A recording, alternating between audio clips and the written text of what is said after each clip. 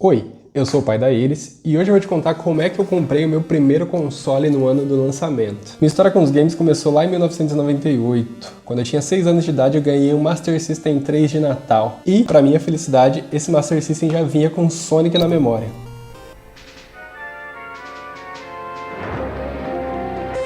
Ele gira, ele voa, e meu corpo espinho mais rápido do planeta. Com sua velocidade supersônica, ele chega em 1000 lugares ao mesmo tempo. E agora ele vem dentro do Master System. Vá buscá-lo antes que ele saia voando. Master System 3 com Sonic, uma jogada rápida da Tectoy. Desde aquele momento eu me apaixonei completamente por videogame. E aí, felizmente, o videogame ele veio com o Sonic na memória, porque durante todo o período que eu tive esse videogame, Sonic foi o único jogo que eu joguei. A gente nunca teve condições de comprar outros jogos pro Master System, então a única coisa que eu tinha pra jogar era Sonic.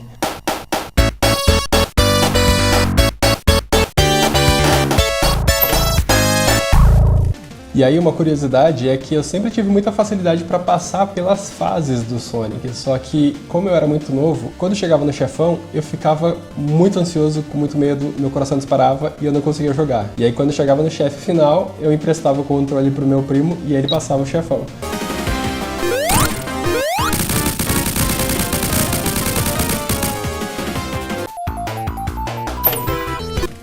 E aí depois de alguns anos, acabou chegando o Super Nintendo. Eu não sei muito bem o que aconteceu com o Master System, mas na minha cabeça eu acho que ele foi vendido ou trocado para esse Super Nintendo ter chegado em casa.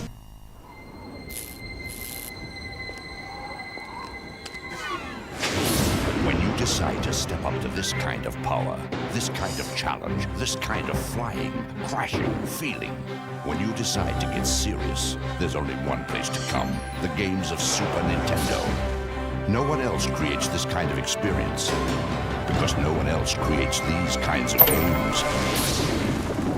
E aí, pra minha felicidade, porém, talvez pro azar das marcas, aqui no Brasil já estava muito difundido a questão do camelô. Eu tenho memórias de eu e minha mãe indo, passeando pelo centro da cidade, andando em alguns corredores que tinham bastante barraquinhas de camelôs. Cada cartucho era R$5, ou aqueles mais procurados, né, os mais tops, claramente, ele chegava até R$15. Os jogos do Super Nintendo que eu mais tenho memória de ter jogado, as memórias mais vívidas que eu tenho, eram Top Gear, Aladdin e, obviamente, o Super Mario.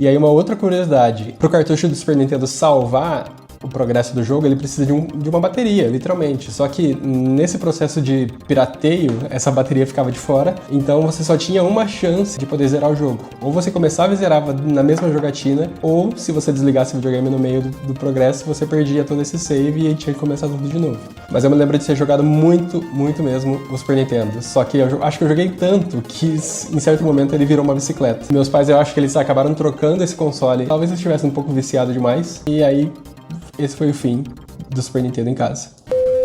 Nesse momento eu já não sei mais ou menos em que ano a gente tá, mas o próximo console que chegou em casa foi o Play 1.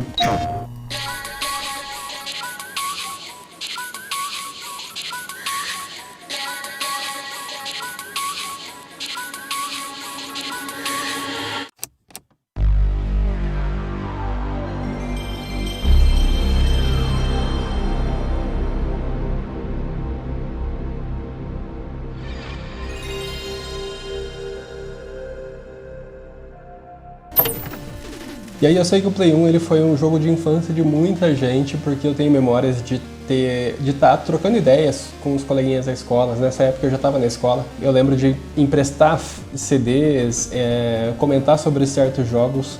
Então eu lembro que já era a questão do videogame no Brasil naquela época já era um pouco mais difundida, porque eu lembro de ter essa troca com outras pessoas fora da família. E aí, de volta ao vício, eu jogava tudo que o console aguentava rodar. até que ele não aguentou mais. Literalmente aquele canhão, eu não sei se esse é o nome original, mas é uma pecinha preta onde você encaixava o meio do CD. E aí aquela pecinha quebrou. A gente até tinha condições de comprar jogo pirata nessa época, mas não tinha condições, obviamente, de consertar um console com peça original. E aí, desde então, o PlayStation 1 virou saudades. E aí depois do Play 1 eu tive um hiato na vida dos games. A gente ficou por um bom tempo em casa sem nenhum tipo de console. Tanto que a geração do Play 2, do Xbox, do 64, eu não tive nenhum desses consoles. GameCube também nunca tive. O único contato que eu tinha com esses consoles era na casa dos meus primos. O meu primo mais próximo ali, ele tinha um Play 2. E aí uma curiosidade é que no Extra, eu não sei se todo Extra tinha isso, mas aqui no Extra da minha cidade, do lado de fora do mercado tinha um espaço Kids. Assim, eu acho que não era barato, mas os pais tinham a possibilidade de deixar a criança ali. Tinha vários brinquedos, escorrega, piscina de bolinha e 2 televisões. Só que nessas televisões estava ligado um Nintendo 64. Então a primeira vez que eu tive contato com o Mario 64 era quando meus pais iam fazer as compras no Extra. Obviamente não era muito barato, mas eu acho que era muito mais barato deixar eu ali entretido por alguns minutos do que me levar junto para fazer compra e eu ficar pedindo tudo que eu visse na frente durante todos os corredores.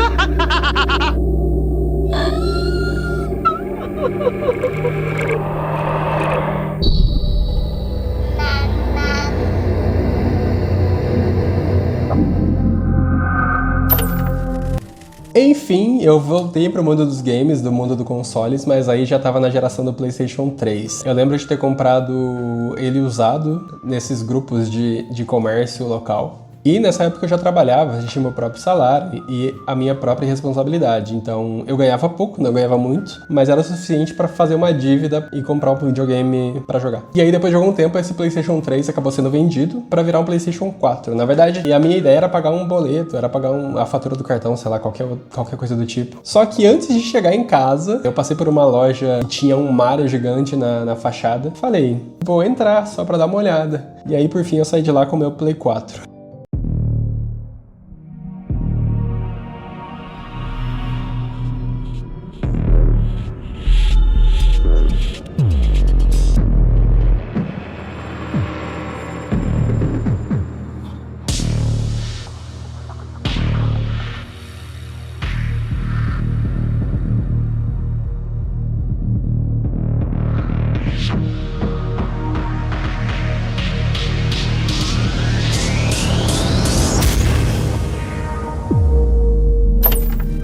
Mas o PlayStation 4, felizmente, não virou camisa de saudade até hoje. E aí, voltando às datas, eu lembro de 2019 ter comprado meu primeiro Switch. Eu já tava morando sozinho, já trabalhava numa empresa melhor, já tinha um salário um pouco melhor, mas ainda assim eu era irresponsável. E aí uma amiga minha, ela acabou indo viajar para os Estados Unidos, peguei o endereço que ela tava lá, entrei na Amazon, comprei e pedi para entregar lá.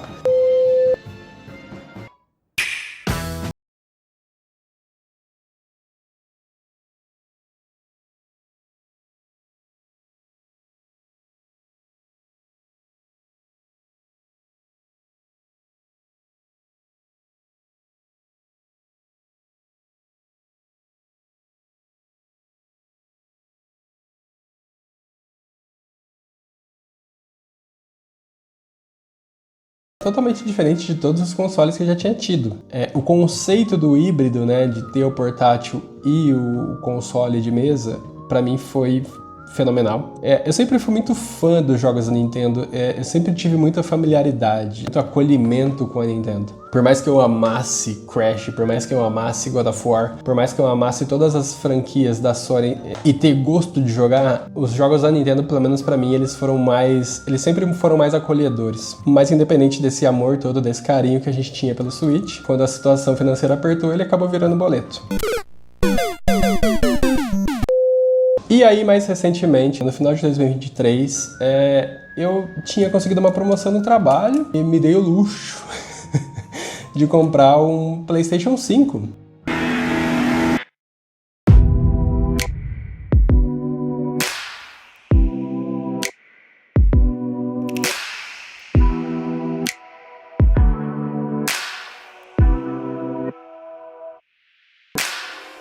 Felizmente a minha esposa ela é tão responsável financeiramente quanto eu, então ela me apoiou nessa decisão. E aí o maior motivo que eu tinha para ter comprado o Play 5, além do hype, claramente, era ter jogado God of War. Eu sempre fui muito fã da franquia do Kratos, e aí obviamente eu precisava acompanhar a continuação da jornada dele. Uma jornada paterna, nórdica, de um pré-adolescente rebelde. Eu tinha que ver isso, eu tinha que acompanhar essa história, até porque daqui a pouco a minha filha virá adolescente, então eu preciso saber como lidar com isso. E por fim, eu acabei zerando o God of War, terminei também o Homem-Aranha 2, e por alguma razão o Play 5 acabou ficando juntando poeira. A minha filha ela acabava jogando mais o Astro Bot, aquele que já vem no console, muito mais do que eu utilizava o console. E aí começaram os anúncios do novo console da Nintendo.